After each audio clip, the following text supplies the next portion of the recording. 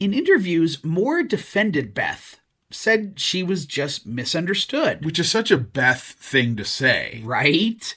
But it also proves the film's point. We've been trained to sympathize with the enforcer. To protect the one who keeps everything neat. That's what makes her performance radical. She didn't just play a cold mother, she embodied the tyranny of appearances. Capitalism's high priestess in a tennis sweater. This is the Marxists at the Movies podcast. Marxists at the movies, bright and raw, breaking through the reels to rewrite the law. Workers of the world in every frame, changing the credits, rewriting the name. Welcome to Marxists at the Movies, where repression goes to die and every family dinner is a psychological thriller waiting to happen. I'm Edward Michael Francis. And I'm also Edward Michael Francis, because even in this economy, cloning's cheaper than hiring. We started a new company 6 months ago. Do you really think we have clone money? Point taken. Today's episode is Ordinary People from 1980. Portrait of a Family Drowning. You can read the full article right now on Patreon and at our website. And before we get too fancy, a quick note. Cinemarch Media proudly uses generative AI in many aspects of our production. Yes. Because disabled creators with PTSD deserve an army too. And guess what month it is? That's right, it's November, our birthday month. Uh-huh. And we've got an extravaganza of content planned. All month long, we're highlighting the revolutionary properties that made us who we are. It's a perfect way for you, our listeners, to get to know us better. Not only are we doing regular weekly releases and our monthly Patreon bonus episode, we're doing a new bonus episode every single week on Saturday. It's the least we can do for our audience. You can find a full schedule of episodes listed on our TikTok, YouTube, and Instagram. Search Marxists at the Movies or The Marching Revolution, or check our website. You bet your gay biscuits, Myron will be front and center too. Speaking of, our orange and white revolutionary kitty cat, Myron Rosander Francis, says emotional repression is a bourgeois construct, and they're clawing at the system one nap at a time. Yay. Also, happy birthday and stuff. They've already overthrown 3 toy mice and declared the living room an autonomous zone. The proletariat sleeps on the back of the couch now, tail waving in solidarity. Comrade Myron reminds us that even when the world feels cold, you can still purr at the revolution from your cat box. And finally, get ready for an exciting cat-related announcement later on. Did Myron try to jump up on Grandma's piano again? Because you know she hates that. Nope, but if anyone knows how to get claw marks out of wood, send us an email. Bad Myron. Cue the sting.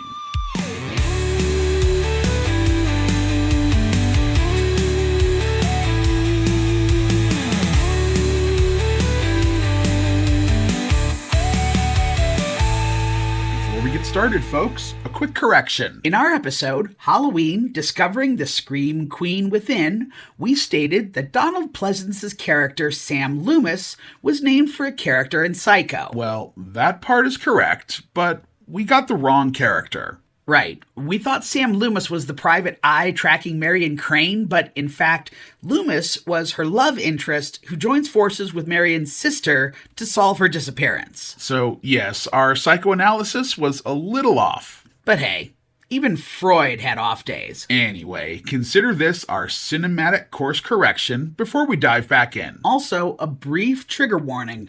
Ordinary People is a truly worthwhile and affecting watch that accurately deals with issues of death and grief. However, there are some fairly raw depictions, including suicide attempts, cut scars, and one off-screen suicide. We wouldn't want to upset anyone, so just know that will be part of our forthcoming discussion. We do hope you stick around, though. This is a good one. Okay, on to the spoiler warning. Spoiler warnings are like Mommy Dearest Beth Jarrett herself, overimportant, underfeeling, and never quite at home in honest discourse. If you're invested in the artificial scarcity they protect, you won't be comfortable here either. Full plot details ahead. We first saw ordinary people in our early 20s. It sank right into us, fast, before we even knew why. Yeah, it just lived there for years, like something inherited. We carried it around without words for it. Until one day, we realized the truth. This wasn't just a film we admired. It was our neighborhood. Lake Forest sealed it. You could practically smell the old money and hear the Lake Forest Academy marching band rehearsing on a posh backfield somewhere. Only 2 towns over from where we grew up, but worlds away in polish. That clipped Lake County chill that seeps into the bones. We were just north in Wadsworth. Not as gilded, but close enough that the air carried the same restraint. The Jarrett's home, those neat hedges, that museum silence, felt like deja vu. Indeed. Bigger houses, smaller connections. In Wadsworth, the lawns were measured in acres, but community came by the inch. We missed our first place in blue-collar Waukegan, where neighbors actually talked, borrowed sugar, cared. Wadsworth looked better on paper, but it was all private property, emotionally and literally. Even the cornfields had HOAs. We remember when the lawnmower broke one summer. Oh, yeah. The grass grew wild, almost a foot tall. And then the note showed up. Quote, mow your lawn. It looks like crap. Be a neighbor, not a bum. I'll remember that forever. Me too. Handwritten on yellow legal paper in a white envelope. Like a love letter from capitalism itself. It stung. Not just the insult, but the certainty that whoever wrote it thought they were righteous. That's suburbia's superpower. Cruelty delivered with courtesy. We had our suspects. Probably the Shepherds, the family with the home of endless hallways and the yappy dog named Baby. The wife who once made a crack about our mother's weight. Yeah, we're not saying it was them, but... If the shoe fits, it probably left a footprint on the mailbox. Every cul-de-sac has its shepherds. It's the kind of neighborhood where WGN Talk Radio hums from every garage, people nodding along to weather reports and Wally Phillips while their marriages quietly rot. Truth. That's why the movie stayed with us. It's not just about grief. It's about drowning in the performance of normal. And for us, it hit even closer to home. It wasn't just the neighborhood. It was the family dynamic. Families built on control, silence, and presentation. Kids learning to manage their parents' moods like little diplomats. Where love comes with conditions and comfort means keeping your voice down. It's the boomer parenting blueprint. Chaotic, contradictory, impossible. You're infantilized and parentified all at the same time. Told you're being loved while you're absorbing contempt. That's what Ordinary People captures perfectly. So much. It names what so many of us grew up inside. A system that mistakes obedience for love, silence for peace, and performance for care. Everyone in it is underwater, gasping for composure. Wealthy suburbia is the unattended pool. And every nuclear family is the toddler teetering too close to the edge. It's worth remembering that the so-called ordinary family at the heart of Ordinary People is not ordinary at all. No, it's a capitalist prototype. Father, mother, children, sealed off like a Tupperware set in a Downers Grove split level. And historically, that's not how most people lived. No. Families were networks, not units. Grandparents, aunts, cousins, neighbors, all part of the same survival machine. Right. Communal, interwoven. The labor of care spread across generations instead of locked behind one picket fence. But then came industrialization, and suddenly the factory needed workers who didn't have obligations to the village. Advertisers needed consumers who acted alone, self-contained, predictable, and isolated. According to Engels, that's when the monogamous nuclear family became a tool for the bourgeoisie, so wealth could be passed privately instead of shared communally. Quite right. A family unit as a tiny economic fortress, property passing down, never outward. By the 1950s, that design turned into propaganda. Younger marriages, more kids, fewer divorces. And a house that looked like a detergent commercial. Exactly. Those detergent spots were gender manifestos in pastels. Tide sold bliss as a beaming housewife hugging a giant box like a trophy. Rinso pushed Rinso white like moral virtue. Whiter wash, happier husband. And as we all know, folks, white is best. White sheets, white people. You see where I'm going. But don't worry, housewives. The doctor has plenty of pharmaceuticals to calm you down after all that cleaning. Better living through chemistry in every sense of the phrase. Right? Like, you've got Donna Reed out here producing her own TV show, ironically enough, about how blissful domestic life is and how ladies should stay in the kitchen. I mean, mixed messages much? Vel bragged it kept hands soft. Scrub the sink. Stay beautiful. Does everything. Yeah. Except change who does the labor. Lux made caring for delicates feel like a civic duty.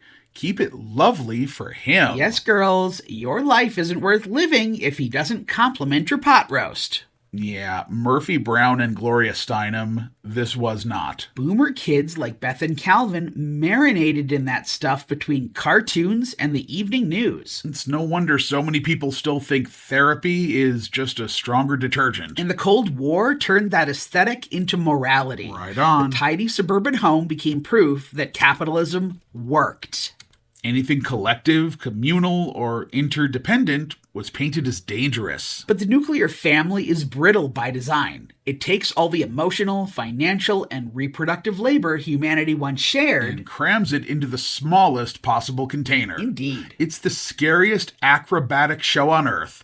2 adults, a couple of kids, no safety net below. When something breaks, a death, a job loss, a mental health crisis, there's no one to catch the fall. Feminist theorist Heidi Hartman said it best. Capitalism creates an ideology of competition that the nuclear family both reinforces and is reinforced by. It's a feedback loop. Love becomes obligation. Care becomes unpaid labor. And when that structure collapses, Hello. grief turns catastrophic. David Brooks, accidentally useful for once, Yeah. called the isolated nuclear family a catastrophe for anyone not privileged. Because it leaves children traumatized, families broken, and the elderly dying alone.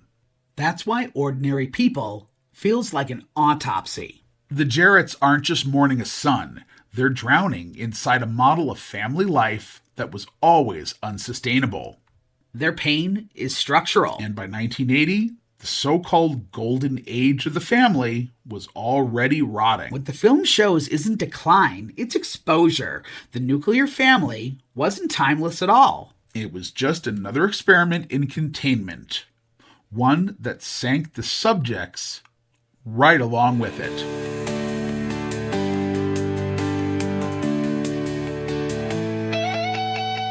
For anyone who hasn't seen it, Ordinary People follows the Jarrett family of Lake Forest, Illinois, after the death of their eldest son, Buck, when he drowns in a boating accident. And the surviving son, Conrad, played by Timothy Hutton, has already attempted suicide before the movie even begins.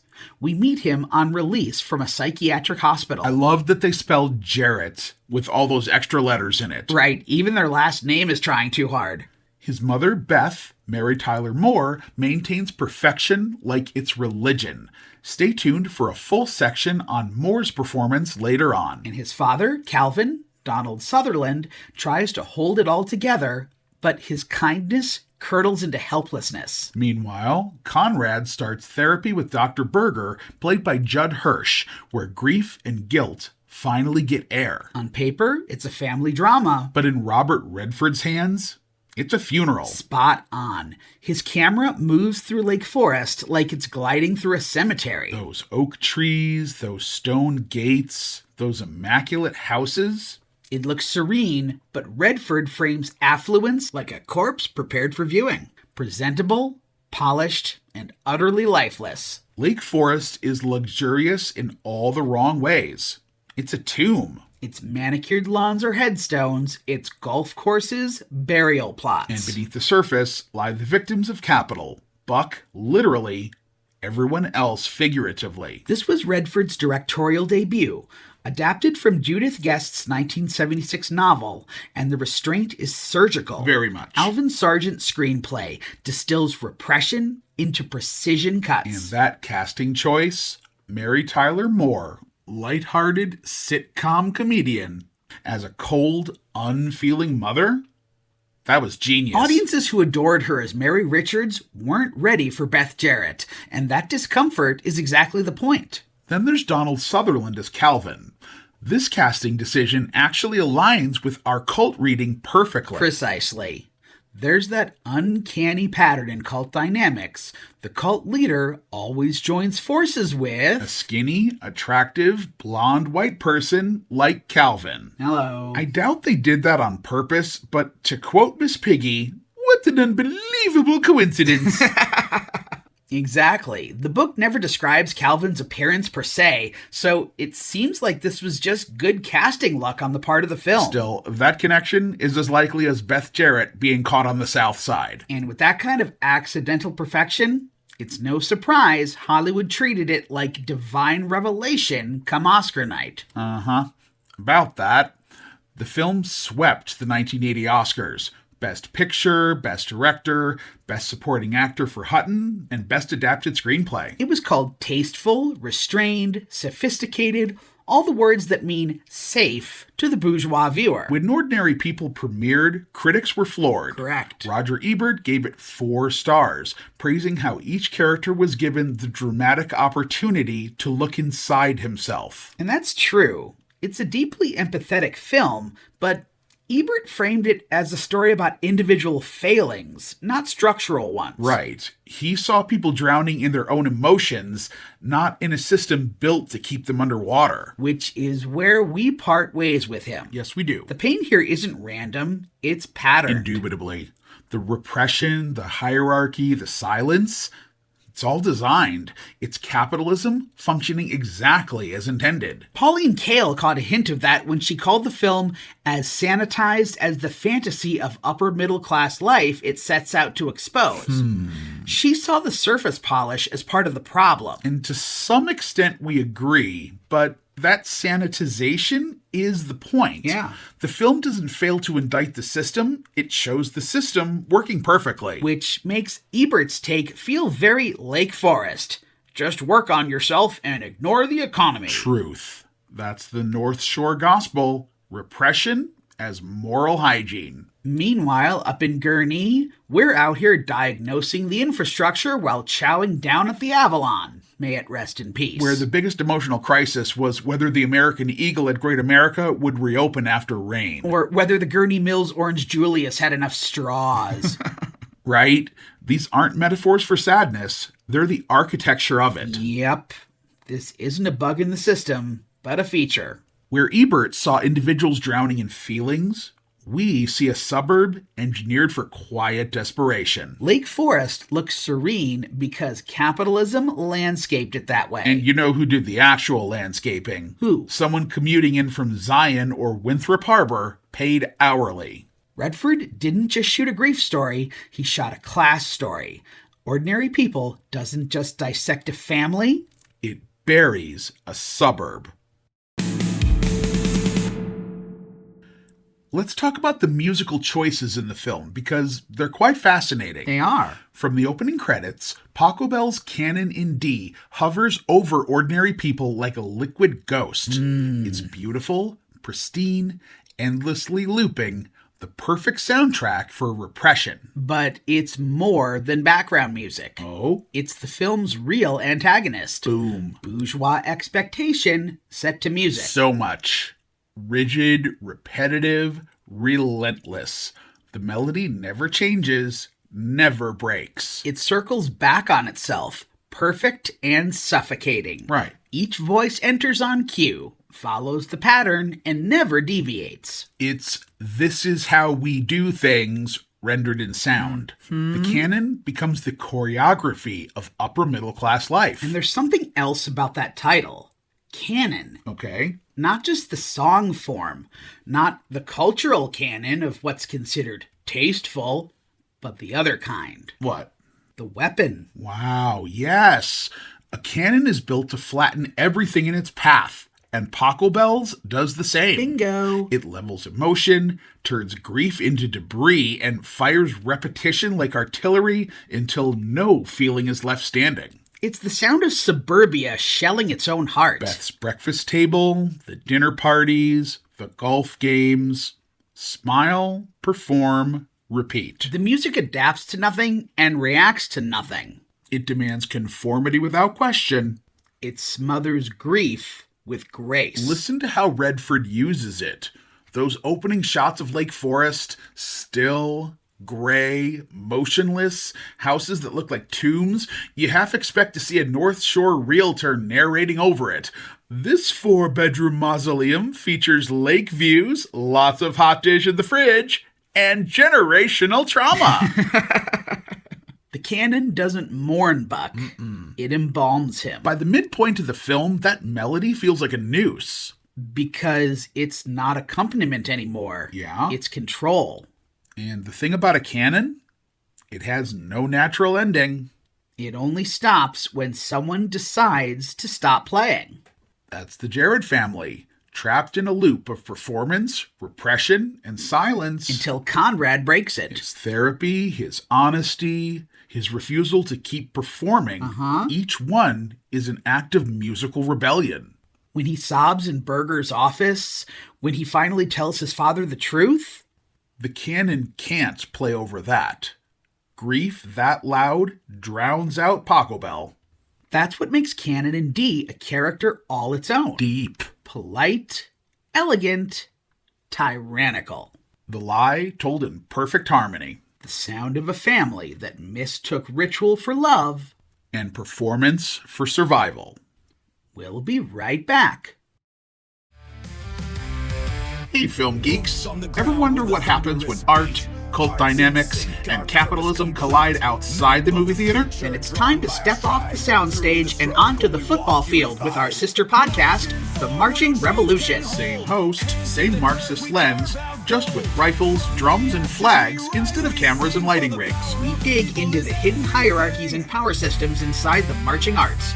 Drum corps, color guard, indoor percussion, marching band, the whole sparkly, sweaty spectrum. Think Spotlight meets Drumline, but everyone's wearing sequins. And the only thing multiplying faster than the drill sets are Nick Cannon's dependents. We expose how competitive performance culture mirrors capitalism, cults, and class warfare. New episodes drop every fourth Sunday on Patreon with a wide release the following Thursday. If you've ever said, cadets were a cult, congratulations. You found your people. For more information, visit cinemarchmedia.com and patreon.com/cinemarchmedia. And you can find both The Marching Revolution and Marxists at the Movies on TikTok, YouTube, Spotify, Apple Podcasts, and everywhere else you get your revolutionary media fix. The Marching Revolution, reflecting the stories, struggles, and radical possibilities of the marching arts. Check it out today, comrades. Welcome back.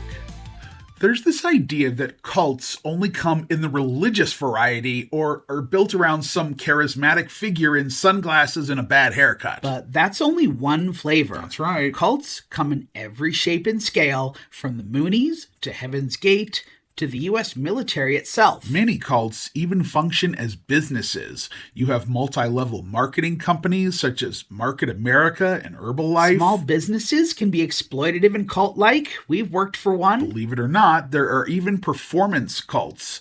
The dancing theater troupe Shen Yun are actually part of a cult called Falun Gong. Wow. And even seemingly innocuous places like U.S. Drum and Bugle Corps.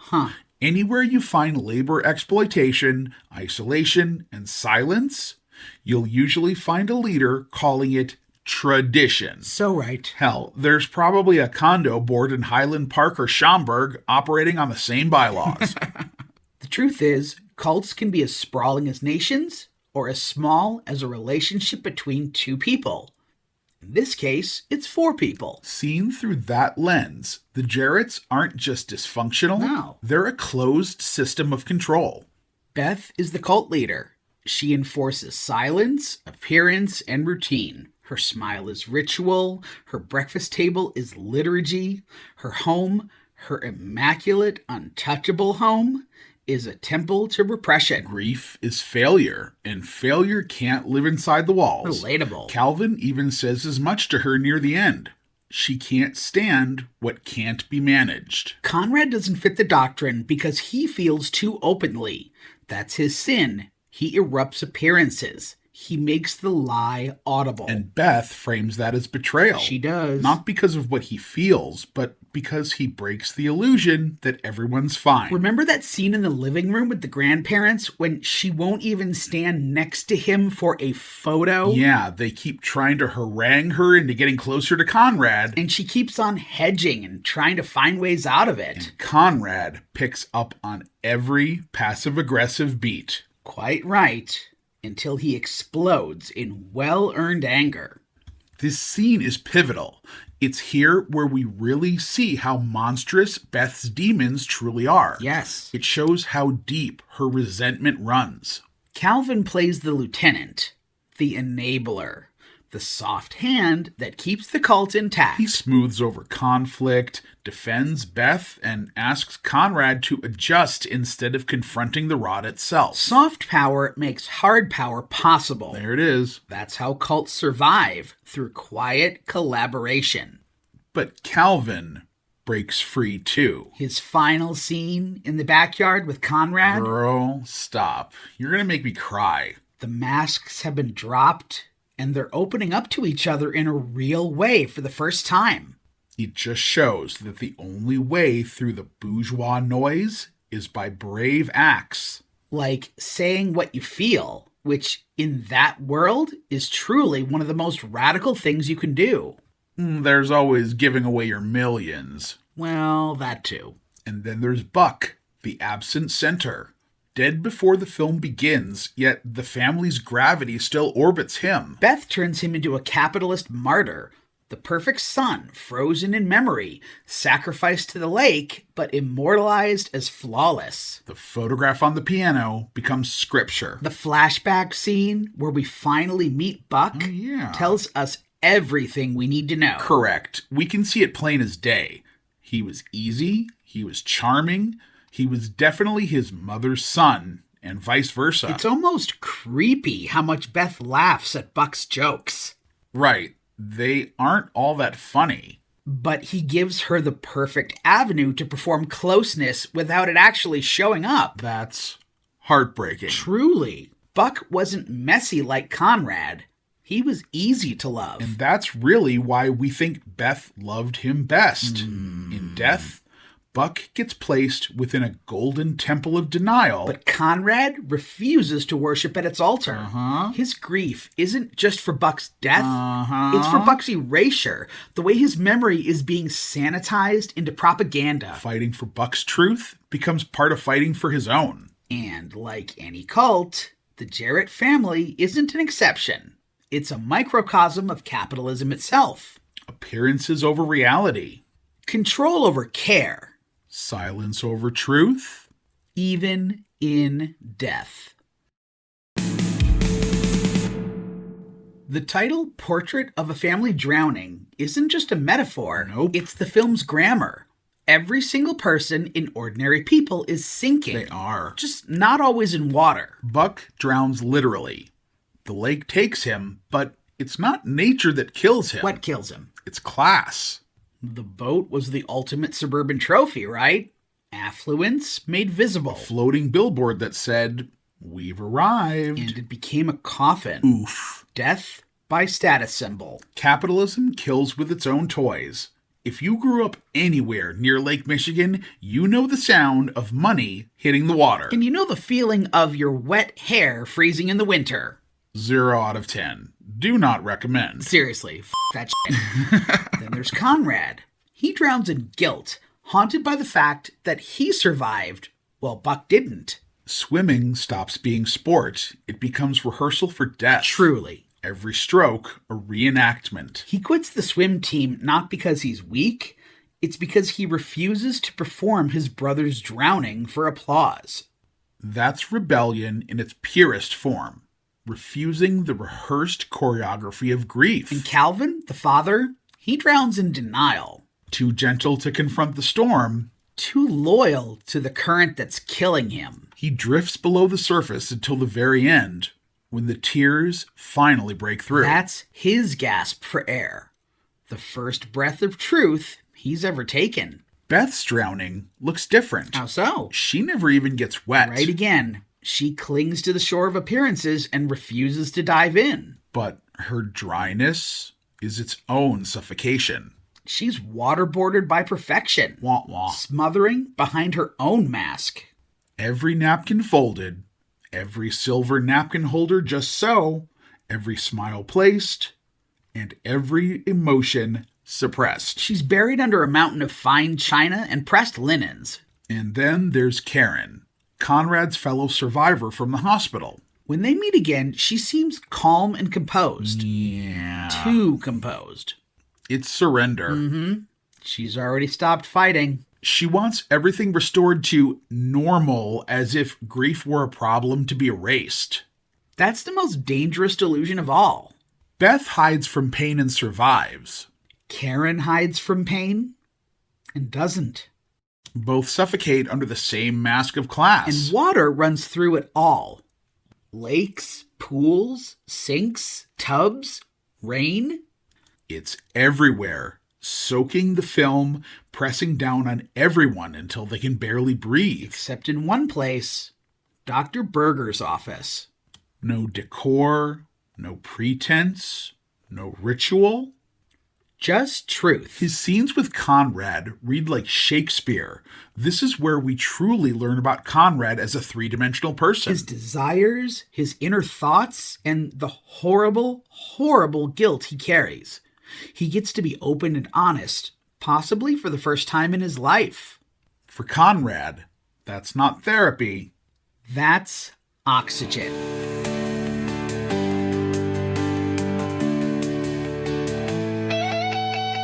Repression in ordinary people doesn't stop at the Jared's front door. Oh? It's everywhere Conrad goes, seeping into every social space like air freshener for sadness. Choir rehearsal, he's surrounded by perfect harmony, but he can't join it.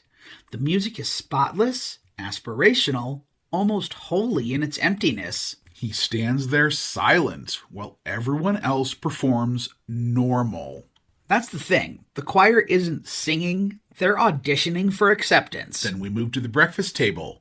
Beth sets out a spread like she's auditioning for Gourmet magazine. Every napkin folded, every orange glistening. Calvin tries for small talk, the same two-step routine they do every morning. Conrad sips his orange juice like it might choke him. Because it might. This meal isn't nourishment, it's liturgy. A ritual for pretending everything's fine. And when Conrad refuses to play along, refuses to drink the French toast, Beth freezes, Calvin enforces, and no one sees Conrad's actual need. Only the broken rhythm of the ritual. Then there are his friends. He tries to return to their orbit. Banter, sports, that masculine shorthand for safety. He laughs too hard, mimics their tone, but it's camouflage. Yep. He's a visitor now. Their refusal to name grief makes them true believers in the cult of composure. When Karen's name slips out, it lands like static, but they patch it fast, smooth it over. Silence restored, normalcy rearmed. And then there's Karen herself. When Conrad meets her for lunch, her calm is unsettling. Too bright, too still. Anyone who stared down despair knows that stillness. It's the calm before the surrender. Her smile is the most dangerous ritual of all. It's the face of finality. She embodies the film's thesis. In this society, even death must be disguised as composure. Everywhere we look, choir, breakfast, friendship, farewell, It's all the same choreography. Perform normalcy or disappear. Oscar night, 1981. Ordinary People walks away with a small pile of gold statues. The biggest toast goes to Timothy Hutton for Best Supporting Actor. And rightfully so. He never overplays it. Every emotion lives right under the surface. Right on. What could have been melodrama turns into anatomy. Every twitch, every breath calibrated. But for us, the real revelation was Mary Tyler Moore. Yes, America's sweetheart, playing Chicago's Ice Queen. She lost the Oscar to Sissy Spacek for Coal Miner's Daughter, which, let's be honest, was the safest possible choice. The Academy loves a biopic. Give them an icon, a good accent, and a couple of songs, and they'll hand you a statue before you can say Stanislavski. Spacek was flawless, but Moore was dangerous. Yeah, Sissy gave them a love letter to resilience. Mary gave them a warning label for repression. She didn't just play Beth Jared, she exhumed her. A cult leader disguised as a homemaker. A tyrant with perfect hair. Her every gesture is calibrated. She laughs at the right times, smiles on cue, and punishes with precision. She never screams. She just does her Princess Elsa impression. Quite. She doesn't erupt. She ices. And that's somehow scarier. What do you suppose Beth's order is at Gino's East? Pepperoni, beef, mushrooms, no anchovies, a Pepsi, and, of course, double repression. That breakfast scene is her masterclass. She turns her back to the family, and for half a second, we see the real Beth. Cold, brittle, annoyed. Then she turns back, and boom! Instant Donna Reed smile. Ding. A human screensaver. It's terrifying because it's automatic. That's Moore's genius. She weaponizes her own television legacy. The sunny Mary Richards, the perfect Laura Petrie, all that warmth repurposed as armor. It's the smile capitalism sells us. Right. The smile that means don't look too closely. In interviews, Moore defended Beth, said she was just misunderstood. Which is such a Beth thing to say. Right? But it also proves the film's point. We've been trained to sympathize with the enforcer. To protect the one who keeps everything neat. That's what makes her performance radical. She didn't just play a cold mother, she embodied the tyranny of appearances. Capitalism's high priestess in a tennis sweater. And she deserved that Oscar. No question. Then comes Beth's final act, her departure. She can't survive in a house where truth has been spoken aloud. When Calvin finally names the emptiness and Conrad refuses to be silent, the cult collapses. And like any cult leader, Beth leaves the moment the worship stops. It's tragic, really. She spent her whole life spinning plates, rehearsing perfection. Until the performance consumes the person. To stay would mean facing herself. Yeah. And there's nothing left there. So she packs up her perfection and goes. Another victim of her own design. It makes you wonder how many marriages end exactly like that. Truth. When honesty finally breaks the spell. When the silence stops being sacred and starts being unbearable.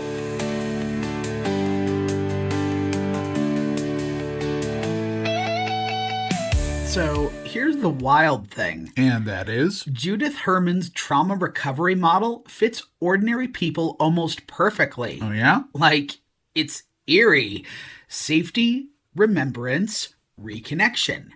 Conrad walks that whole path step by step. That's exactly right. First, he finally finds safety, something that just doesn't exist in that house. Beth polices emotions, Calvin negotiates them, and Berger just lets him be. Yeah, that office is the first space where the truth isn't punished. Berger doesn't lecture him or try to fix him. He just stays. That's what safety actually looks like. And once that safety's there, Uh-huh. the real work starts. Quite right. The quiet, ugly kind nobody claps for. The part where you have to face what happened and sit in it without turning away. Exactly. That's the second stage, remembrance and mourning. Conrad has to face the impossible, that he lived and Buck didn't. That's not movie-style healing. Then comes reconnection, and it sneaks up on him in the form of Janine. We first meet Janine in choir practice, right? Right. Totally ordinary scene, but that's the point. That's where life starts coming back in. Janine represents the thing everyone promises but never delivers. Which is? Safe connection. Ah. She doesn't ask him to perform wellness. She just lets him exist without fear. Their scene in the restaurant? That's everything. Hell yes. Because connection isn't what you earn after getting better. It's what helps you get better. She's not some manic pixie fix-it girl. She's proof that joy is possible after the wreckage. There's this phrase that feels like the film's unspoken mantra. Yeah? It's not our fault, but it is our problem. Scripture. That's the hinge between survival and recovery. Yeah, the movie gets that healing isn't glamorous, it's just work. Boring, painful, beautiful work. The kind that doesn't get a montage. Conrad doesn't triumph. He just endures. And honestly, that's what real recovery looks like. If you've made it this far down the rabbit hole of repression, first of all, thank you. And second, we'd love for you to keep going with us. You can support the show at patreon.com/Cinemarch Media. But before we get into that, we have an exciting Myron announcement. Folks, our favorite revolutionary feline has officially gone commercial. That's right. The new Myron merch line is live at cinemarchmedia.com/Myron merch. We've got 4 adorable revolutionary designs. T-shirts only for now. Soft, stylish, and covered in more passive-aggressive charm than a WGI judges meeting. Every purchase helps keep this independent media collective running and keeps Myron stocked with tuna delectables. Because comrades don't let comrades go without snacks. Visit cinemarchmedia.com/Myron merch, grab a shirt, and wear your solidarity on your sleeve. Literally. Visit today. Now, about Patreon? That's where you'll find early access to new articles and essays, plus the occasional surprise Myron cameo. Which, frankly, is reason enough to join. The revolution has many faces, but only one that sheds this much fur. Our $6 tier gets you early access to every article and behind-the-scenes update. And the $10 tier, our Hammer and Visionary level, gets you early audio, bonus content, and a few surprises that Myron may or may not have paw approved. You can also visit cinemarchmedia.com for full essays, merch, and updates on both of our shows. Marxists at the Movies and The Marching Revolution. 2 content streams, 2-ish hosts, 1 mission. And 1 adorable Myron. All for the price of a Chicago-style hot dog. Now that's a bargain. We're also on TikTok, YouTube, Spotify, Apple Music. Basically everywhere except the gated community where Beth Jarrett lives. That place probably still bans parking on the street. And feelings. So if you want more radical film analysis, more revolutionary media critique, and more of Myron's quiet purrs of disapproval, come join the collective, Cinemarch Media. Before we go any further, we needed to take a moment to honor the late, great Robert Redford. Legend. He passed away in his sleep on September 16th, 2025, at his home in Sundance, Utah. Lady, I'm still not ready to live in a world without that man. Preach. He was the kind of beautiful that shouldn't have been allowed under capitalism. Too humane, too subtle, too damn patient. He was a screen chameleon who combined golden boy charisma with a simmering emotional depth, making him both accessible and quietly radical. He broke out as a film star with Butch Cassidy and the Sundance Kid in 1969, Right. which solidified his bankable leading man status. Over the course of his acting career, he appeared in more than 50 films and often worked with director Sidney Pollack, including award-worthy roles in All the President's Men and The Sting. And Ordinary People? That was him showing us what quiet revolution looks like behind the camera. Yes, and it wasn't a fluke. Redford went on to direct Quiz Show, A River Runs Through It, The Horse Whisperer, 10 films total. He didn't chase spectacle. He chased truth. So much. He had that rare gift of making repression cinematic, of showing how people destroy each other with politeness. Right? He made movies that said, "Feel something, you cowards," but wrapped them in sunlight and dignity so Hollywood wouldn't panic. That's the paradox of Redford, a matinee idol who kept indicting the very system that made him rich. And the people who worked with him felt that. Mary Tyler Moore once said, "Every once in a while I'd catch myself deep in conversation with him and realize, holy God, I'm talking to Robert Redford." You can almost hear her awe in that. You really can. Because he wasn't just famous, he listened. He gave actors space to find the truth instead of forcing it out of them. She also joked, "He has a reputation for being late, and it's well earned." That's the most relatable thing I've ever heard about a genius. The man changed cinema, but still couldn't find his car keys. So here's to you, Robert Redford, actor, director, and accidental Marxist saint.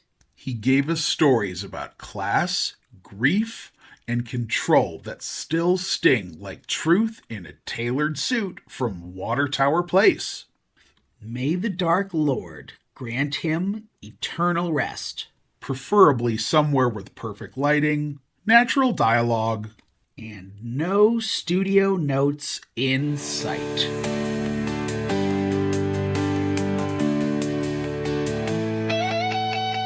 Since November is our birthday month extravaganza here at Cinemarch Media, we decided for the inaugural outing, it would be best to give you more of a window into us. Right. We spend so much time dissecting other people's art that it's easy to forget it's also a mirror. So, in the spirit of honesty, we wanted to say this.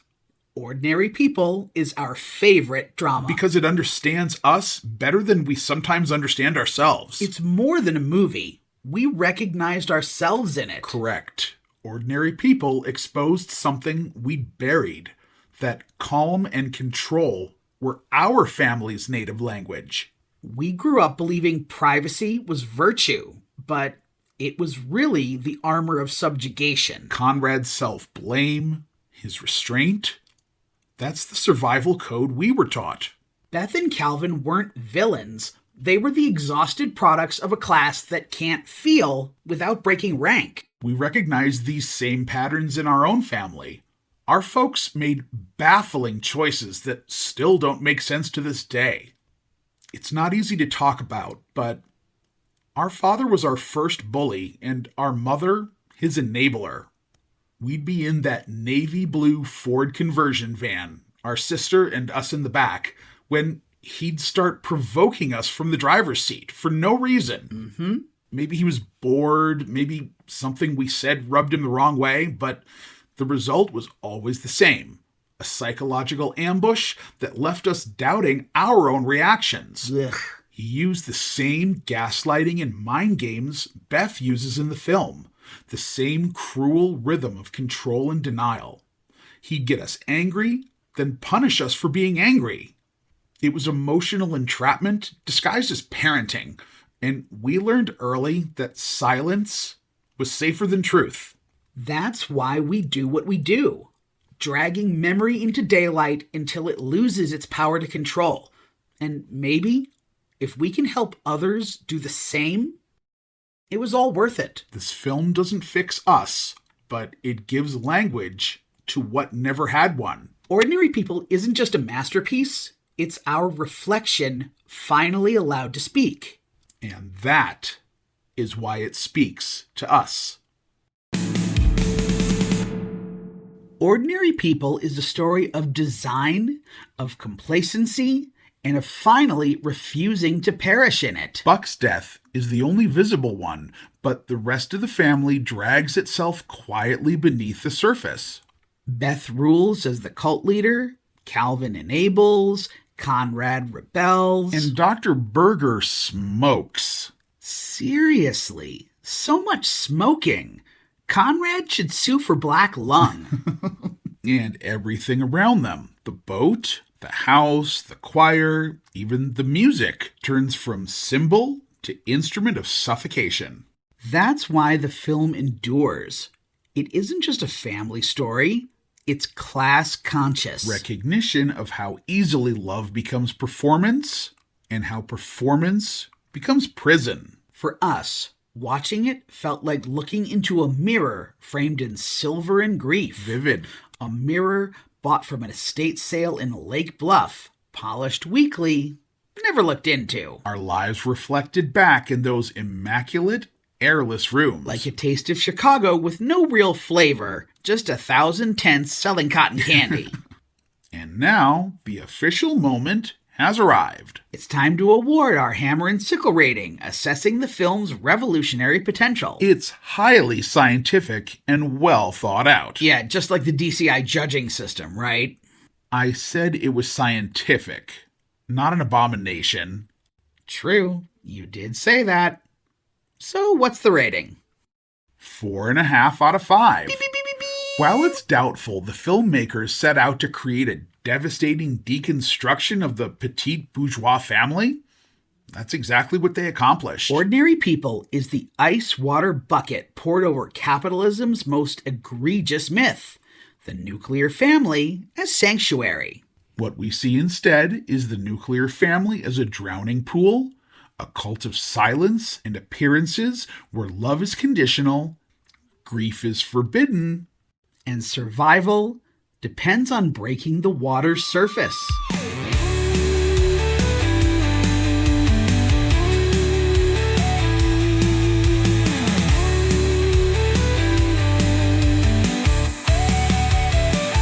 So, what did we learn today? That Oak Park and Round Lake are basically haunted, but by capitalism instead of ghosts. That the Jarretts would probably be the type of Chicagoans who brag about their country club's diversity because one of the waiters is Polish. That Canon in D is less an idle song and more an active threat. That families can function like cults, complete with rituals, leaders, and silent members who only speak through passive-aggressive casseroles. And that Mary Tyler Moore was the real final boss of the Westfield Old Orchard Mall in Skokie. But we also learned that sometimes the bravest thing a person can do is surface. To stop performing, even if it means breaking the pattern. Because honesty in a system built on silence is revolutionary. And love, the real kind, not the televised kind, can only exist once the performance dies. We hope you've enjoyed this episode, Ordinary People from 1980, Portrait of a Family Drowning. You can find all of our episodes and full articles at cinemarchmedia.com and support our work at patreon.com/cinemarchmedia. This was the first episode in our birthday extravaganza. Woo. All November, we'll be celebrating who we are as critics and people as a way of letting you get to know us a little better. You can find a full schedule of episodes, including all 4 bonus releases, listed on our TikTok, YouTube, and Instagram. Again, search Marxists at the Movies or The Marching Revolution, or check our website. And as always, our feline comrade, Myron Rosander Francis, reminds you, the only acceptable cult is one that offers snacks, naps, and unconditional love. Does Ordinary People resonate with you? Do you have a story about a Beth Jarrett or even a Shepherd family in your life? Then please let us know in the And comments. be sure to throw us some likes. This is Marxists at the Movies. Bye. Scene opens, white lights dim down low. Thank you for listening to the Marxists at the Movies podcast. Cinema whispers. Don't forget to like and comment. From shadows deep and screens ignite, the proletariat comes alive tonight. Tonight, Marxists at the movies, bright and raw, breaking through the reels to rewrite the law. Workers of the world in every frame, changing the credits, rewriting the name.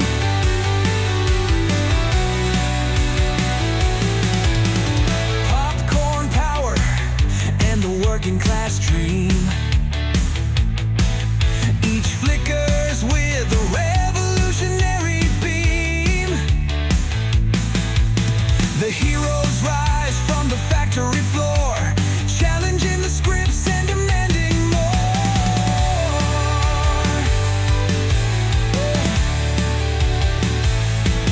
Behind the velvet curtains lies the fight, directors of destiny taking the light. The dialogue chimes with justice in stride, the proletarian walks where stars collide.